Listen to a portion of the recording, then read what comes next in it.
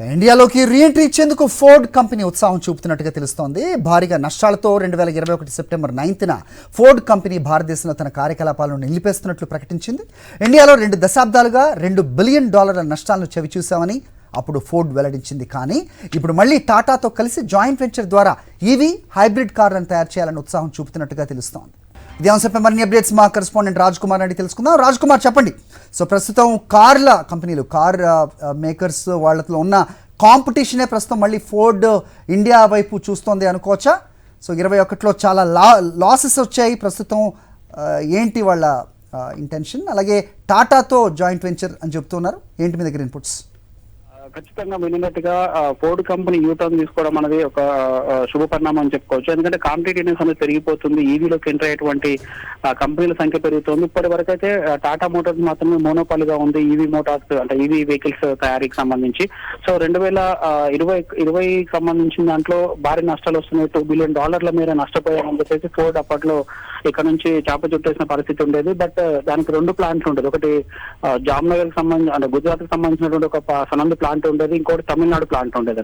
So ఆ plant కి సంబంధించి ఇప్పటికే ఈవీ వెహికల్ కి సంబంధించి టాటా మోటార్స్ అక్కడ ఈవీ వెహికల్స్ తయారు చేస్తుంది. సో అదేవిధంగా ఇక్కడికి వచ్చేసరికి, తమిళనాడుకి వచ్చేసరికి ఇంజిన్స్ మ్యానుఫ్యాక్చరింగ్ చేస్తుంది. అయితే పూర్తి స్థాయిలో నష్టాలు రావడంతో వైండప్ చేసినటువంటి ఫోర్డ్ కంపెనీ ఇప్పుడు టాటా మోటార్స్ తో కలిసి, సో వాళ్ళకి ఆల్రెడీ ఎస్యూవీ సెగ్మెంట్ లో ఒక మంచి మార్కెట్ వాటా ఉంది, ఎక్కువ స్పోర్ట్స్ తో కానీ ఎన్డీవర్ తో కానీ. సో ఆ 2 వెహికల్లను మొదటగా ఇక్కడ ఎలక్ట్రిక్ వెహికల్ మోడల్లోకి తీసుకురావాలని చెప్పేసి టాటా మోటార్స్ తో నెగోషియేషన్స్ అవుతున్నాయి. సో దానికి సంబంధించినటువంటిది సెప్టెంబర్ లో ఒక కీలక నిర్ణయం ప్రకటించబోతున్నారనేటువంటి న్యూస్ వచ్చింది. దీంతో ఇన్ని రోజులు ఫోర్డ్ ఇష్టపడేటువంటి ఫోర్డ్ కార్ లవర్స్ ఎవరైతే ఉన్నారో వాళ్ళకి నిజంగా ఒక గుడ్ న్యూస్ అని చెప్పుకోవచ్చు. ఇప్పటికే ఎకో స్పోర్ట్స్ కి సంబంధించి కానీ ఎన్డీవర్ కి సంబంధించి కానీ సో పేటెంట్స్ కోసం, ఈవీ పేటెంట్స్ కోసం కూడా ఇండియన్ గవర్నమెంట్ ని అప్రోచ్ అయినట్టుగా తెలుస్తోంది ఫోర్డ్ కంపెనీ. ఇది కనుక జరిగితే ఈవీ సెగ్మెంట్ లో ఇటు టాటా మోటార్స్, ఇటు ఫోర్డ్ కంపెనీలు అనేవి 2 రిలయబుల్ కంపెనీలుగా చెప్తారు. ఇంజన్ మేకింగ్ లో కానీ, లేకుంటే కార్లకు సంబంధించినటువంటి క్వాలిటీ విషయంలో కానీ, సేఫ్టీ విషయంలో కానీ. సో ఇవి 2 కనుక ఎంటర్ అయితే మిగతా కార్ల కంపెనీ కొంత భయపడాల్సిన పరిస్థితి వస్తుంది. నిజంగా ఇది ఒక గుడ్ న్యూస్ గానే చెప్పుకోవచ్చు. అది అయితే ఎక్స్పెన్సివ్, అలాగే ప్రీమియం కార్ అయిన రేంజ్ రోవర్, వీటితో కూడా టాటా ఇంతకు ముందు కలిసి మార్కెట్ చేసిన పరిస్థితి కూడా మనం చూసాం. సో ఫోర్డ్కి ప్రస్తుతం ఉన్న కార్ల కాంపిటీషన్ అవ్వచ్చు, ఇండియన్ మార్కెట్ ఎంత రోజీగా ఉంది, సో ఇదే ప్రధాన కారణం అనుకోవచ్చా ఫోర్డ్ మళ్ళీ తిరిగి రావడానికి? క్లుప్తంగా చెప్పండి Raj Kumar.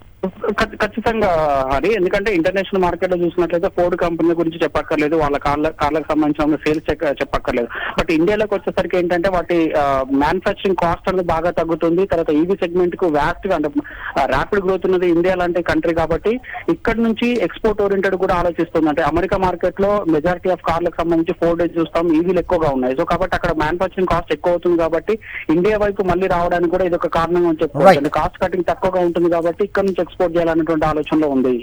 Okay Raj Kumar, thanks for the inputs.